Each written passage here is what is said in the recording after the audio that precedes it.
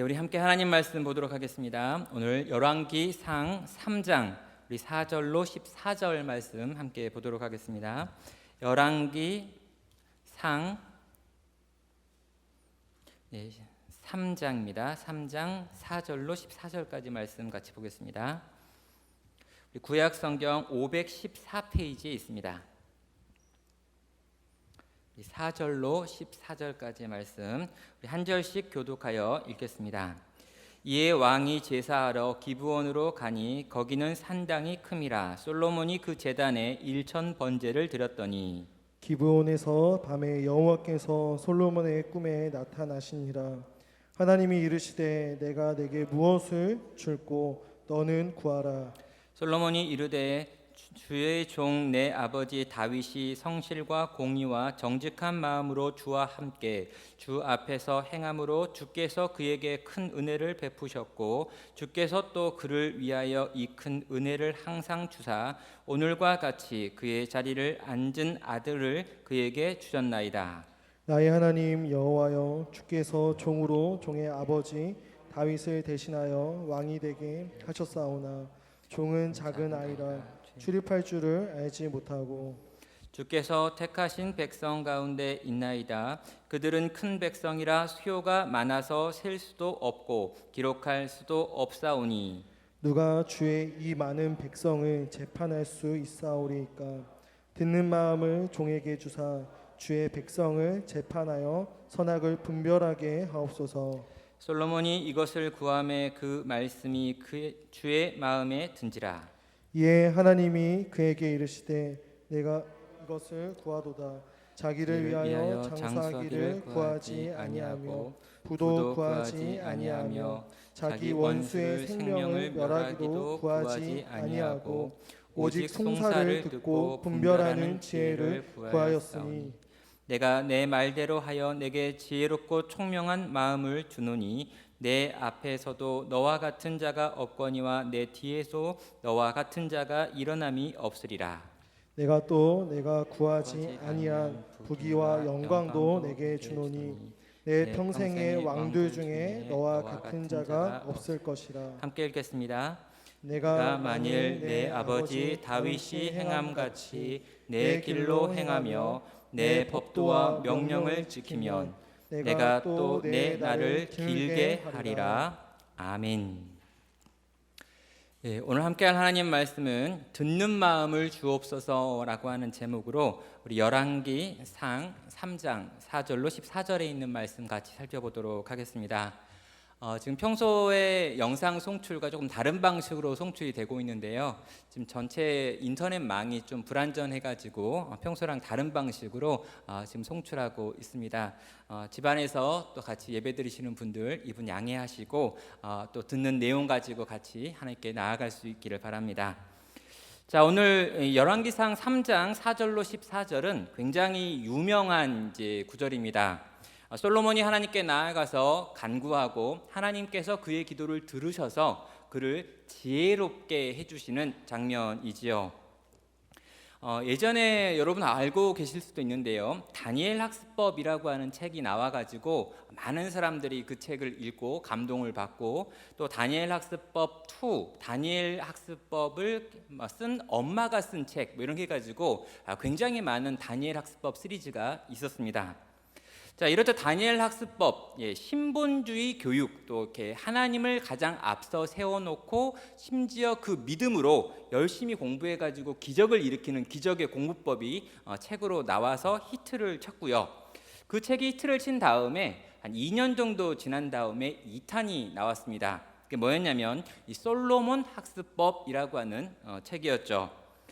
이지성이라고 하는 저자가 이 책을 썼는데요. 지금 이 이지성이라고 하는 저자는 20권의 책을 쓴 굉장히 유명한 기독교 작가 중에 한 명입니다. 리드미로 리드하라라고 하는 책, 자녀 양육서, 12살에 시작한 진짜 공부 등과 같이 이 자기 개발에 관련해가지고 기독교계에서 굉장히 유명한 저자의 첫 번째 책이 솔로몬 학습법이라고 하는 책이었습니다. 저는 이 솔로몬 학습법과 특별한 관계가 있습니다. 이 이 솔로몬 학습법이 규장 출판사에서 처음 나와가지고 그 당시에 이렇게 독후감 대회를 공모를 했습니다. 그리고 1등 2명에게 MP3를 주는 거였죠. 제가 MP3를 너무 갖고 싶어가지고 이 책을 사서 열심히 읽고 독후감을 써서 1등을 해서 그 당시에 MP3를 선물로 받았던 기억이 있는 책이 바로 이 솔로몬 학습법이라고 하는 책입니다. 이 솔로몬 학습법의 맨 앞부분에 어떤 내용이냐면요, 솔로몬은 하나님께 지혜를 구했다. 그리고 하나님은 그에게 지혜를 주셔가지고 그가 그 땅에서 가장 지혜로운 왕으로 아름다운 통치를 했다. 그래서 우리 역시 하나님께 나아가 간절히 구하고 하나님의 방식을 배워서 공부를 하면 공부를 너무너무 잘할 수 있다. 그리고 100만 원짜리 200만 원짜리 고액과에도 필요가 없고 특별하게 학원을 다닐 필요도 없고 여기에 나와 있는 이 솔로몬의 지혜를 가지고 공부하면 우리는 최고의 성적을 만들어낼 수 있다라고 하는 것이 이 책의 초반부였습니다. 벌써 20년이 지나가지만 기억하고 있는 걸 보면 그때 제가 정말 열심히 읽었던 것 같습니다. 여러분은 이 솔로몬의 기도를 어떻게 생각하십니까? 그리고 이 솔로몬의 기도에 대한 하나님의 응답을 어떻게 생각하시냐라고 물어보는 거죠. 우리가 이 솔로몬에 대해서 이야기를 하면 이 솔로몬의 전반부는 굉장히 성실했는데 이 솔로몬이 후반부에 굉장히 불경건해졌다라고 하는 방식으로 이해하고 생각하는 경향이 있습니다. 솔로몬이 10장까지만 보면 이 열왕기상 10장까지 솔로몬이 기도하고 성전을 건축하고 부귀와 영광을 누리는 장면들이 쭉 나와 있는데 11장에서부터 솔로몬이 완전히 타락하고 있다라고 생각을 하는 것이죠. 11장 1절에 이런 표현이 있습니다. 이방의 많은 여인을 사랑하였으니 라고 하는 말이 나오면서 전환이 일어나는 것입니다. 이전에 솔로몬은 굉장히 훌륭한 사람이었는데 이제 이 솔로몬이 이방의 여인들을 사랑하기 시작하면서 몰락을 하더라 라고 하는 방식으로 솔로몬의 전반부와 후반부를 나누고 신실한 솔로몬, 불경한 솔로몬이라고 하는 방식으로 나눠서 이해하는 분들이 있는 것이지요. 자, 그렇다면 오늘 이 본문은요, 실제로 신실한 전반부의 핵심을 이루는 솔로몬의 기도에 대한 내용이 되는 것입니다. 문제는요, 이런 전통적인 해석이 우리가 이 본문을 읽는데 장애물이 된다는 것이죠. 과연 솔로몬은 신실했었는가라고 하는 질문을 먼저 던져보도록 하겠습니다. 자, 솔로몬이 왕이 되는 과정이 열왕기상 1장과 2장에 나와 있는 내용입니다. 그런데 다윗이 왕이 되는 과정에서는요, 철저하게 다윗이 하나님의 뜻을 구하며 그 뜻을 쫓아 순종함으로 왕이 되고 있습니다. 심지어 사울이 자기를 끊임없이 죽이려 하고 있음에도 불구하고 사울에게 칼을 들어서 치지 않는 2번의 양보를 하고 있는 모습을 보게 되는 거죠.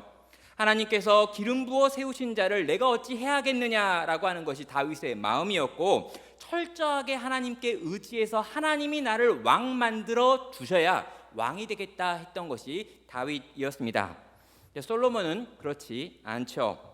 여러분, 이 열왕기상 이 1장과 2장에 보면은 솔로몬이 다양한 권모술수를 사용해 가지고 자기의 정적들을 제거하는 내용들이 나와 있습니다. 첫 번째, 자기의 형 아도니아를 처치하죠. 또 두 번째, 아버지 시대의 군대 장관이었던 요압을 죽입니다. 또 그를 반대했던 시므이를 찾아가 가지고 그를 제거하고요, 제사장이었던 아비아다를 추방하는 내용들도 나옵니다. 이 솔로몬은요, 그때부터 머리가 좋았던 것 같습니다. 아주 교묘하고 치밀한 방법으로 밧세바와 나단 선지자를 활용해 가지고 자기의 정적들을 철저하게 제거하고 있는 모습을 1장과 2장을 통해서 보여주는 것입니다. 여러분, 다윗은요, 철저하게 하나님의 뜻을 구했고요, 하나님의 방식대로 왕이 되기를 원했습니다. 그리고 실제로 다윗은 전쟁을 통해서 이스라엘 백성을 구원하는 구원자의 역할을 감당하기도 했지요. 그런데 솔로몬은 전혀 그런 것이 없습니다. 솔로몬은 전쟁이 없었습니다. 또 솔로몬은요, 하나님을 만나거나 하나님을 체험하거나 하나님의 뜻에 순종해 본 적도 없이 아버지의 아들이라고 하는 이유 때문에 왕이 되고 있는 모습을 보게 되는 것이죠. 자, 솔로몬은요 실제로 신실했던 적이 없습니다. 그리고 오늘 우리가 3장으로 넘어와 가지고요 3장 1절부터 3절에 있는 내용을 봐도 솔로몬이 신실한 왕이었다라고 하는 것을 찾아볼 수가 없습니다. 일단 3장 1절을 딱 들어가면은요 애굽 왕 바로의 딸과 결혼했다라고 하는 내용으로 시작합니다. 그리고 자기 왕궁과 성전을 건축하는 중에라고 하는 시간에 대한 표시도 나오죠. 그리고 그는 산당에서 제사하고 분향하던 상태였습니다. 솔로몬은요 애굽 왕 바로의 딸과 결혼하는 모습을 보이고 있어요. 근데 이건요 이 구약에 있는 모든 율법이 금하는 이방인과의 결혼이었고, 특별히 애굽 왕 바로의 딸과 결혼했다라고 하는 것은 이스라엘 백성이 이 출애굽한 바로 그곳으로 돌아가고 있는 모습을 보여주는, 하나님의 백성이라면 결코 할 수 없는 일인데 지금 그 일을 지금 이 솔로몬은 했다라는 것입니다. 거기다가 솔로몬이 성전을 건축한다라고 하는 것도 문제가 있습니다. 왜 그렇습니까? 이 솔로몬이 성전을 건축하는 건 그가 해야 될 일이에요. 그런데 그 전에 자기의 왕궁을 건축하고 그 다음에 성전을 짓는다라고 하는 표현이 나옵니다. 이게 왜 문제가 될까요? 여러분, 다윗이 치리하던 때 다윗성을 지었습니다. 예루살렘 안에 다윗성을 지어서 만들어진 지 얼마 안 된 다윗의 성이 있어요. 그런데 솔로몬은 그 성이 싫다는 거죠.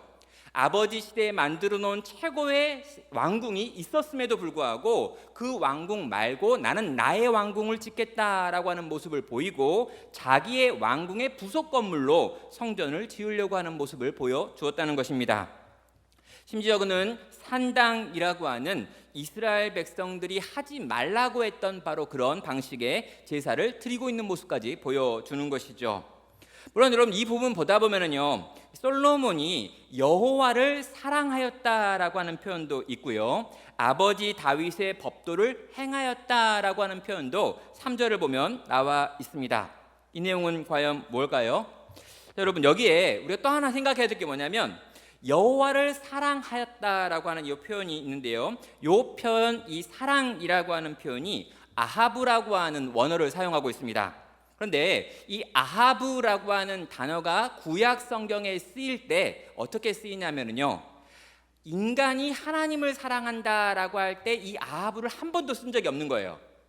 오직 딱 여기서 한 번 이게 쓰여지고 있습니다. 그렇다면 이 솔로몬이 하나님을 아하브했다라고 하는데 이 아하브란 단어가 어디에 나오는가? 특별히 솔로몬과 관련된 내용들을 보면은요, 바로의 딸을 아하브했다라고 나오고 이방 여인들을 아하브했다라고 하는 방식으로 쓰여진다는 것입니다. 그러니까 솔로몬은 하나님을 사랑한 건 사랑한 거예요. 그런데 자기 아내를 사랑하는 것이나 이방의 여인들을 사랑하는 것처럼 하나님을 사랑했다라는 거죠. 하나님을 미워하거나 싫어했던 건 아닙니다. 그러나 하나님을 하나님으로 여기고 참되신 하나님께 온전한 인간이 들어야 될 방식으로 사랑한 게 아니라 그냥 이성적으로 좋아했다, 그리고 내가 생각하기에 괜찮아 보인다라고 하는 호감 정도의 수준을 가지고 여호와 하나님을 사랑했던 것입니다. 또 그가 다윗의 법도를 행했다라고 말하지만 이건 역시 자기에게 왕위를 물려준 다윗에 대한 인간적 의리 차원으로 이해할 수 있는 것이지 다윗이 했었던 모든 법을 지켰다라고 해석할 수 없는 것이죠. 왜 그렇습니까? 이미 다윗이 붙들고 있었던 율법의 대부분을 솔로몬은 어긴 상태이기 때문입니다. 자, 여기까지를 정리하면요, 솔로몬은 우리가 생각하고 있는 그렇게 위대하고 훌륭하고 선한 왕이 아니었다는 거예요. 이미 앞에 나와 있는 1장과 2장의 내용도 그렇고 3장 1절부터 3절까지의 내용도 그렇고 솔로몬은 다윗과 비교했을 때 거의 영적이지 않은 사람이었고 하나님에 대한 깨달음이나 지혜도 없는 사람이었다는 것입니다.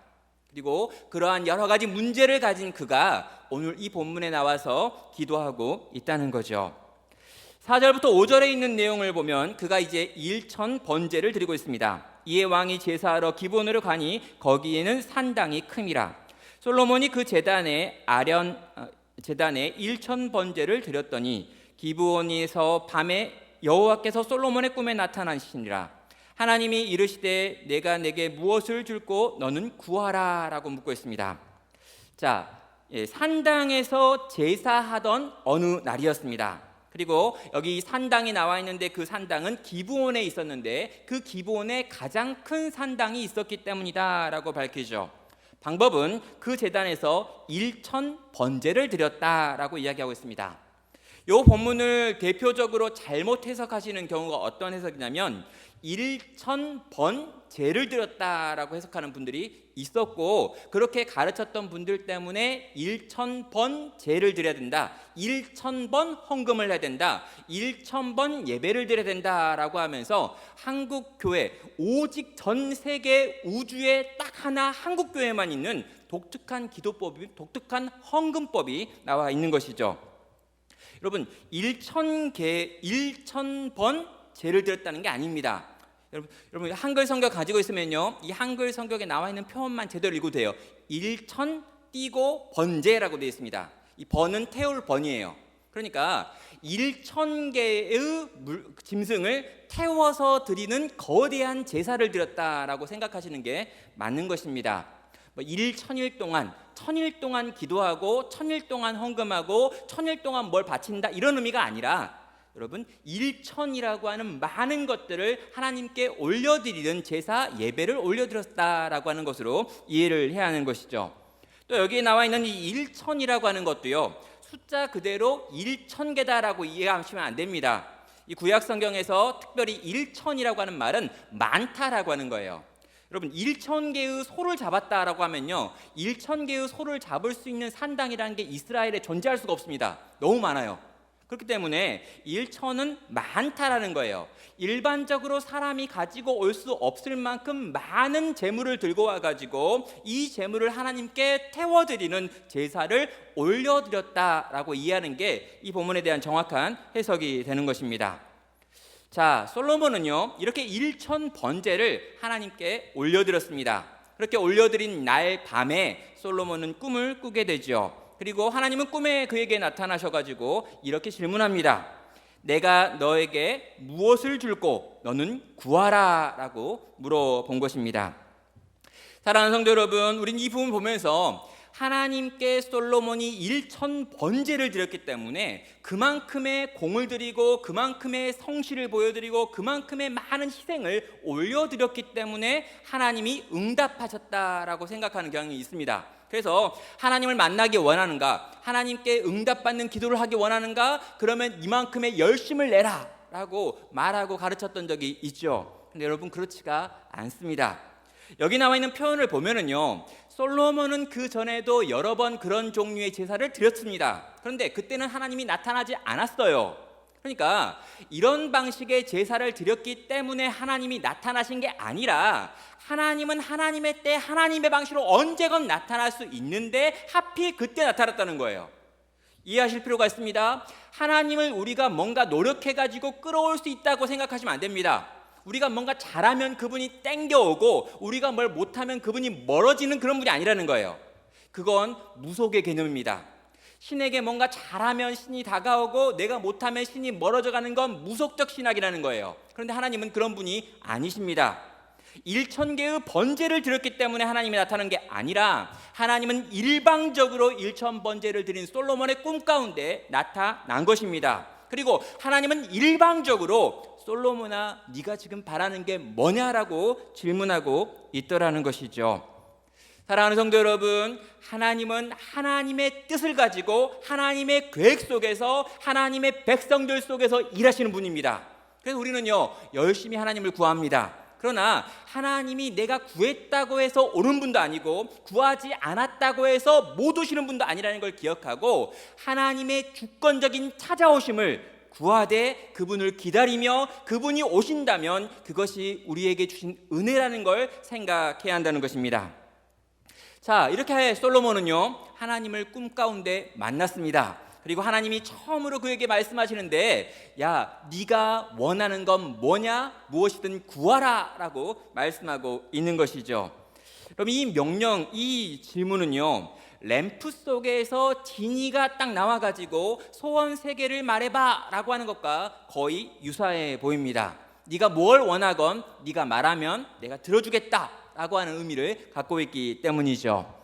여러분, 이 말을 들은 솔로몬은 이제 자기가 원하고 바라는 것을 말해야 될 때가 되었습니다. 과연 뭐라고 말하고 있을까요? 솔로몬이 이르되 주의 종 내 아버지 다윗이 성실과 공의와 정직한 마음으로 주와 함께 주 앞에서 행함으로 주께서 그에게 큰 은혜를 베푸셨고 주께서 또 그를 위하여 큰 은혜를 항상 주사 오늘과 같이 그의 자리에 앉을 아들을 그에게 주셨나이다. 나의 하나님 여호와여, 주께서 종으로 종의 아버지 다윗을 대신하여 왕이 되게 하셨사오니 종은 작은 아이라 출입할 줄을 알지 못하고 라고 말합니다. 지금 네가 나한테 원하는 게 뭐냐, 내가 너한테 줄게 라고 이야기했는데 다윗은 곧바로 자기가 원하는 걸 말하고 있지 않습니다. 그런 다음에 지금 자기가 원하는 걸 말하려고 하는데요, 이 말을 하기 전에 무언가 앞에 긴 수식을 붙여가지고 지금 내가 하는 이 기도는, 내가 하는 이 간구는 이러이러한 근거를 가지고 하는 겁니다 라고 하며 자기 간구에 근거를 대고 있습니다. 자기가 하는 이 기도를 하나님이 들으셔야 한다는 거예요. 그런데 왜 하나님이 들으셔야 되는지에 대하여 6절에서 이렇게 말하고 있죠. 내 아버지 다윗이 성실과 공의와 정직한 마음으로 주와 함께 주 앞에서 행함으로 하나님 당신께서 다윗에게 복을 주셨던 것처럼 내 앞에도 그런 일을 행하여 달라고 지금 구하고 있는 겁니다. 자, 여러분, 하나님께서 지금 솔로몬에게 와가지고요, 네가 무엇 원하건 내가 너에게 주겠다라고 말했어요. 근데 솔로몬은요, 곧바로 하나님, 내가 이거가 필요합니다 라고 대답하지 않습니다. 그리고 뭘 이야기하냐면 다윗이 하나님 아버지 앞에서 신실하고 성실하게 그 법을 다 지켜 행함으로 다윗에게 놀라운 복을 주시고 심지어 다윗의 아들인 나에게 이 왕권을 이어가게 해주신 하나님이라고 이야기하고 있는 거예요. 뭘 이야기합니까? 지금 다윗이 이렇게 살았고 이렇게 살았던 다윗의 아들이 나이기 때문에 내가 지금 구하는 것에 대해서 당신은 반드시 들어줘야 합니다 라고 하는 지금 내 기도의 근거를 대고 있는 것입니다. 여러분, 이 말을 들으면 우리는 어떻게 생각합니까? 솔로몬이 정말 멋지게 기도하고 있구나 라고 하는 생각을 하지요. 정말 솔로몬이 겸손하게 자기의 의로움이 아니라 자기 아버지의 의로움을 근거로 해가지고 아버지가 얼마나 하나님 앞에 성실하게 살았는지를 근거로 하나님의 은혜를 구하는 그런 모습을 보여주는구나 라고 생각을 합니다. 그런데 이 부분은요, 정확하게 솔로몬이 얼마나 하나님을 잘 모르고 있었는지를 보여주고 있는 부분입니다. 자, 여러분, 사무엘하 7장을 제가 지난번과 지지난번 이 금요기도 시간에 다뤘습니다. 거기에 다윗 언약이 있죠. 여러분, 다윗 언약의 핵심은 뭐였냐면요, 다윗이 하나님께 성전을 지어주겠다라고 하고 성전을 지어줬기 때문에 하나님이 다윗에게 복 주는 게 아니에요. 다윗의 마음이 성실하고 아름다웠기 때문에 하나님이 복 주신 게 아닙니다.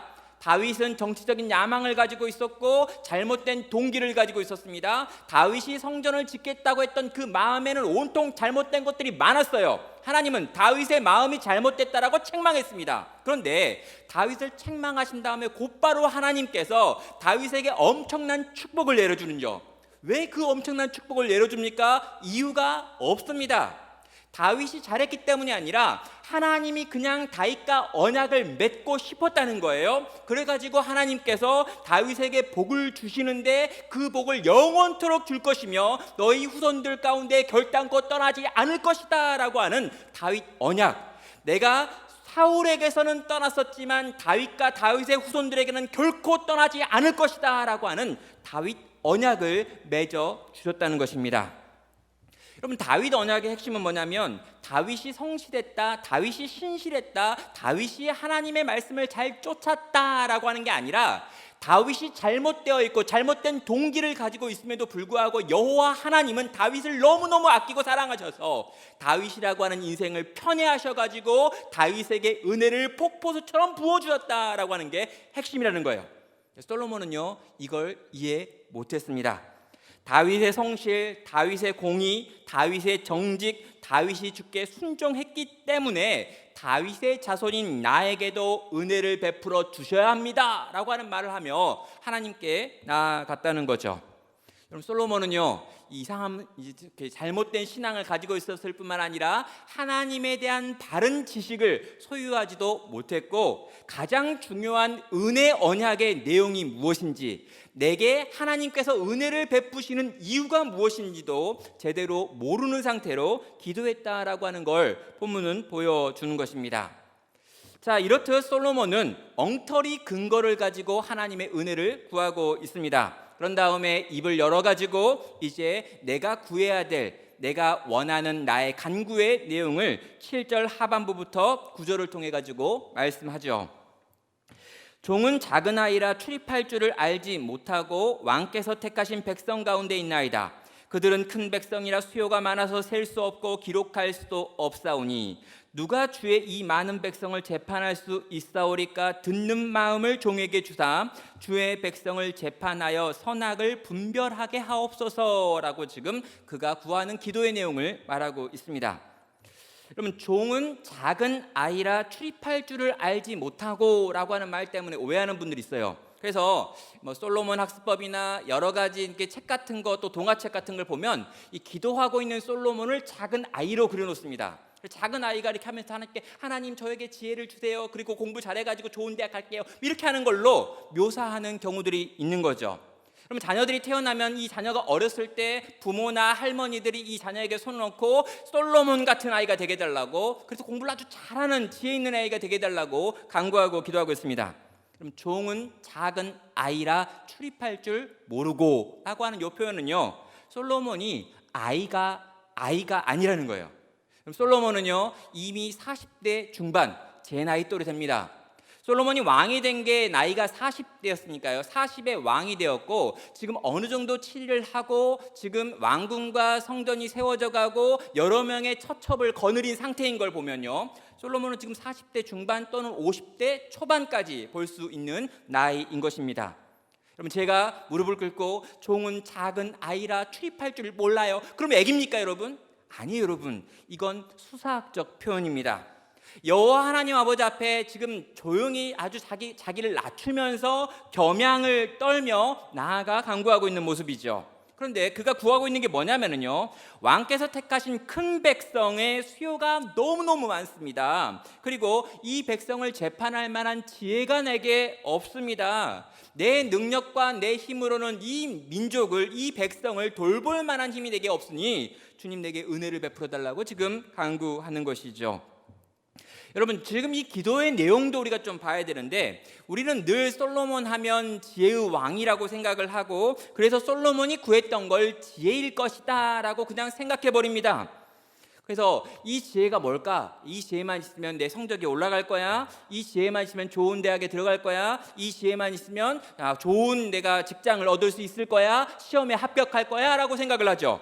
근데 여러분, 여기 나와 있는 이 지혜는요, 그런 종류의 지혜랑 너무너무 거리가 멉니다. 제가 알고 있는 청년들 중에 이름이 다솔이라고 하는 친구들이 있습니다. 다솔이.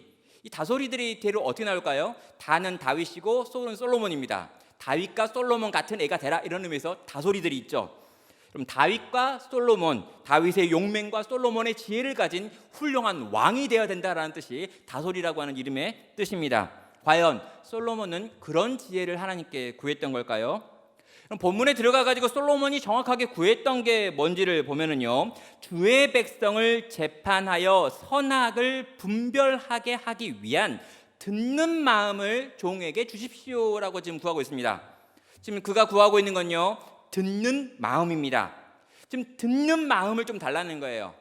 듣는 마음, 이건 과연 뭘 의미할까요?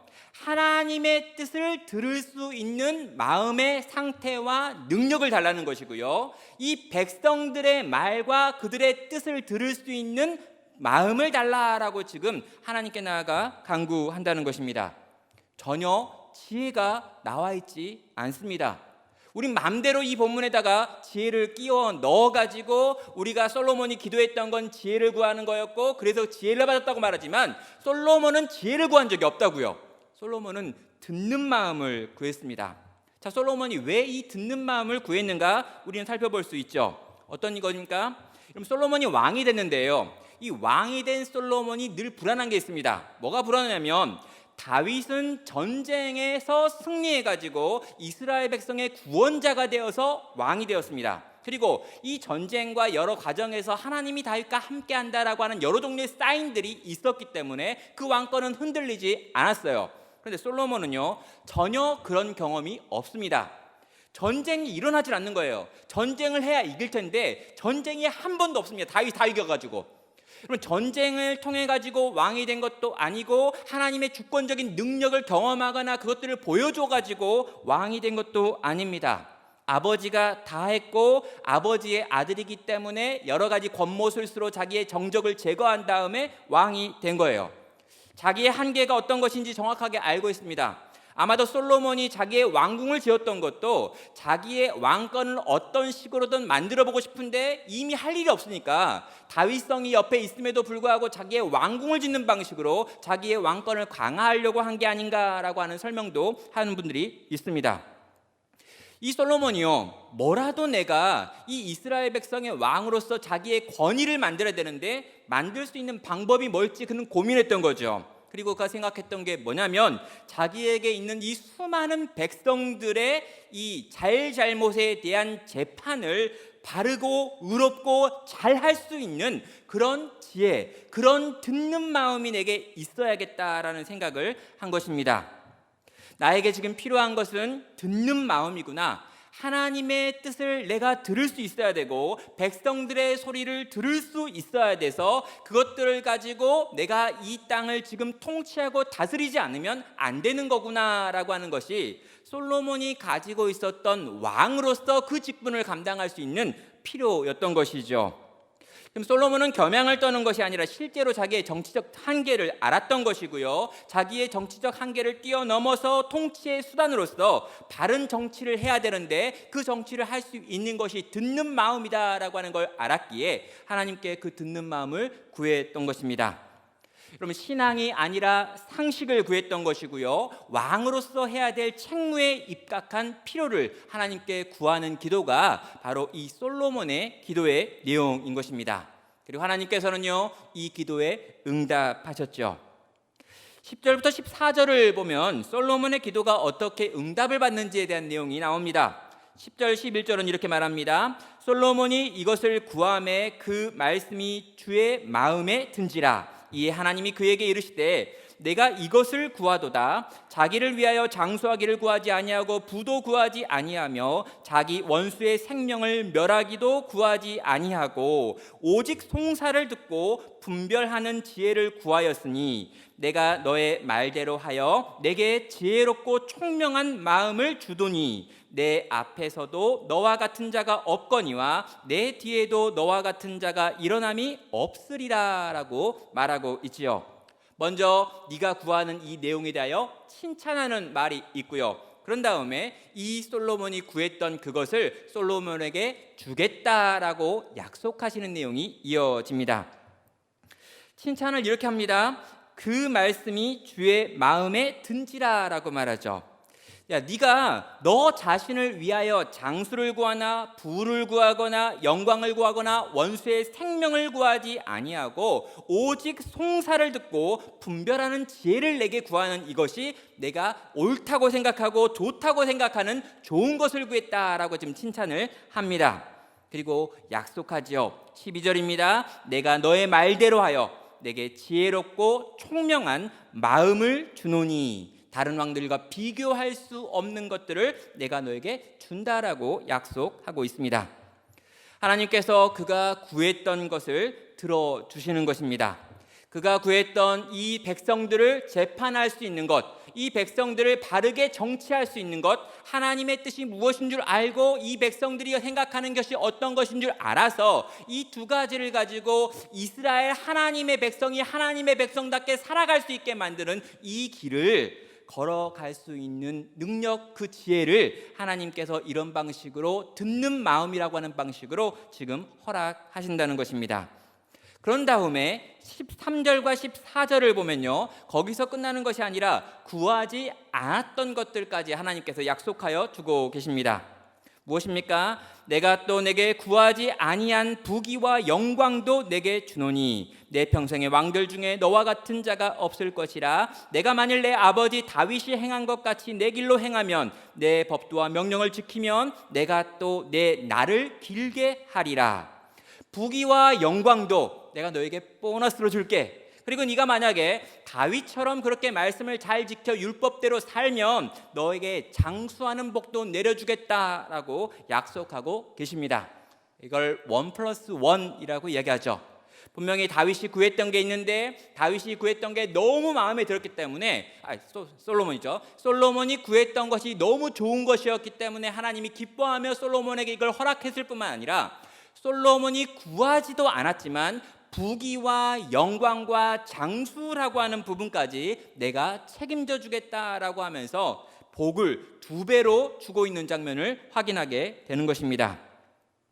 자, 솔로몬의 어떤 부분이 하나님의 마음을 기쁘게 했는지 우리는 보게 되죠. 자기를 위해 구한 것이 아니라 타인을 위해 구했기 때문이다 라고 말하고 있습니다. 거기에 타인은 누구입니까? 이 백성, 하나님 나라 백성들을 위해서 구했기 때문이다 라고 지금 말하는 것이죠. 자, 하나님께서 이 기뻐하셨던 건 뭐냐면, 하나님의 백성을 통치해야 될 솔로몬이 하나님의 백성을 하나님의 백성답게 통치할 수 있는 기술, 하나님의 백성답게 통치할 수 있는 마음을 구하고 있기 때문에 이 마음을 주시기를 기뻐하시며 그의 뜻에 반응하고 있는 것입니다. 자, 이게 뭘 의미할까요? 여러분, 하나님의 뜻이 있는 거예요. 하나님의 계획이 있는 겁니다. 하나님의 백성을 하나님의 뜻대로 다스리고 싶은 것이 하나님의 계획이었어요. 솔로몬이요, 정확하게 이 하나님의 뜻과 계획을 알고 바로 그것을 달라라고 요청했다는 것입니다. 솔로몬이 탁월한 사람이어서가 아닙니다. 솔로몬이 많은 재물을 들여서가 아닙니다. 솔로몬이 기도의 응답을 받고 있는 건 뭐냐면, 바로 하나님이 주시기를 기뻐하시는 그걸 구했기 때문인 거예요. 하나님이 허락하고 싶은 것, 하나님이 주고 싶었던 바로 그것을 구하며, 하나님 저에게 필요한 것은 하나님 당신께서 주고 싶어 하시는 듣는 마음입니다 라고 말할 때, 하나님이 흥겨워하시며 기뻐하시며 그걸 주실 뿐만 아니라 그 외에 솔로몬에게 필요해 보이는 다른 것들까지 전부 챙겨가지고 그의 인생 가운데 쏟아 부어 주셨다라고 하는 것입니다. 사랑하는 성도 여러분, 우리의 기도가 응답받는 비결도 여기에 있습니다. 여러분, 우리가 이걸 간절히 원해요. 그리고 이 간절히 원하는 것을 얻기 위하여 열심을 내고 수고합니다. 40일 금식을 해봅니다. 그리고 잠을 안 자고 철야를 해봅니다. 목이 쉴 때까지 막 외쳐봅니다. 어떤 일이 벌어질까요? 하나님이 들어주실까요? 내 뜻이고 내 계획이라면 내가 아무리 열심을 낸다 해도 우리 하나님께서 움직이지는 않으십니다. 이거 중요해요. 여러분, 애가 막 울면서 떼를 쓴다고 해가지고 애 손에다 칼을 들려주진 않는다는 겁니다. 그러면 애기가요, 정말 먹고 싶다고 아무리 막 소리를 질러도 독약이 든 잔을 걔한테 먹이지 않는다는 거예요. 하나님께 나아가는 하나님의 백성들은요, 기도의 응답을 구합니다. 그런데 기도의 응답을 구하되 열심을 내고 힘을 내고 많은 것을 투자했기 때문에 응답받는 게 아니라, 하나님 아버지의 뜻대로 구하는 자라야 그 뜻대로 구하는 그 기도에 하나님이 응답하시는 걸 경험한다는 것입니다.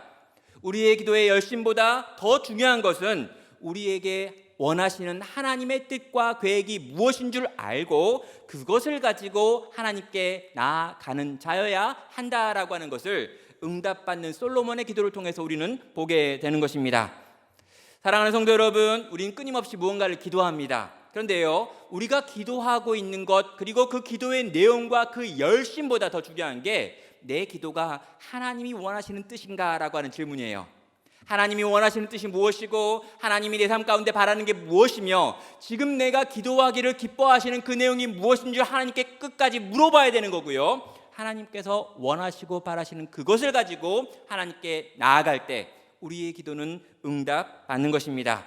그리고 여러분, 하나님은 뭘 이야기하십니까? 그 기도가 응답받을 뿐만 아니라 네가 구하지 않았던 부귀와 영광과 장수라고 하는 부분까지도 내가 너에게 허락하는 1+1에 있다라고 지금 말씀하시는 것이죠. 사랑하는 성도 여러분, 이방인들의 기도의 특징이 뭡니까? 먹고 마시고 시집가고 장가가고를 위한 기도들이라는 거예요. 끊임없이 나를 위해서 이것들을 챙겨달라라고 하는 기도였습니다. 그걸 예수님은 이방인들의 기도라고 이야기했죠. 그리고 예수님 우리에게 말씀하셨던 참된 기도는 뭐냐면 아들의 기도, 딸의 기도, 자녀의 기도라고 이야기합니다. 우리 하나님이 참으로 신실한 아버지가 되신다면 떡을 달라고 하는 자에게 돌을 주지 않을 것이며 생선을 달라고 하는 자에게 뱀을 주지 않는다라고 하는 걸 믿는다면 너는 아버지의 뜻을 구하고 아버지의 생각을 구하고 아버지의 마음을 듣는 자가 되어서 그것을 가지고 구하고 나머지 모든 것들을 채우시는 하나님의 은혜를 경험하고 맛봐야 한다라고 하는 것이 우리의 기도가 보여주는 응답받는 기도의 비결이 되는 것이죠. 이제까지 들었던 말씀을 마무리하고 기도의 자리로 계속해서 나가도록 하겠습니다. 여러분, 우리가 솔로몬을 다시 한번 정리할 필요가 있는데요. 솔로몬이 성실하고 솔로몬이 많은 재물을 드리고 또 멋지게 기도했기 때문에 그는 응답받고 있는 게 아닙니다. 여러분, 솔로몬이 하나님을 아는 지식이 너무나 바르고 또 정확했기 때문에 응답받았던 것도 아닙니다. 솔로몬은 많은 문제를 가지고 있었습니다. 많은 문제를 가지고 있었던 솔로몬이고 심지어 그가 하나님께 구했던 그 기도마저도 자기의 필요에서 나온 기도였던 것도 맞습니다. 그런데도 불구하고 이 솔로몬의 기도가 응답받았던 이유는 솔로몬이 해야 할 그 일, 하나님께서 그 백성 가운데 행하여 줘야 될 그 하나님의 뜻을 솔로몬이 가지고 나아가서 구했기 때문인 것입니다. 하나님의 선하신 뜻과 솔로몬의 기도가 일치할 때 하나님께서는 솔로몬에게 기도의 응답으로 찾아오셨던 것이죠. 그리고 하나님께서는 솔로몬의 기도에 넘치도록 응답하심으로 그의 인생 전체를 채우시고 그로 하여금 그 섬김, 그 백성을 통치하는 일을 40여 년의 시간 동안 맡기게 되는 것입니다. 사랑하는 성도 여러분, 오늘 우리가 함께 기도할 때요, 우리 하나님의 선하신 뜻이 무엇인지 듣고 그 뜻을 가지고 기도하는 자들 되기를 주의 이름으로 축원합니다. 내가 지금 살고 있는 내 삶의 모든 현장에서, 지금 이 시대가 경험하고 있는 여러 가지 고통 속에서, 내가 지금 만나는 사람과 모든 관계들 속에서 선하신 하나님의 뜻이 무엇인 줄 묻기 바랍니다. 그리고 그것이 하나님의 뜻이라면 그 뜻이 내 삶 가운데 이루어지기를 구하며 기도의 자리로 나아가 응답받으시길 바랍니다. 그리고 또한 우리 하나님께서 우리 가운데 주시는 우리의 기도의 응답뿐만 아니라 우리의 삶 전체를 채우시는 하나님의 플러스 알파로 주어지는 은혜 역시 경험하고 누릴 수 있는 복된 성도 되시기를 주의 이름으로 축원합니다.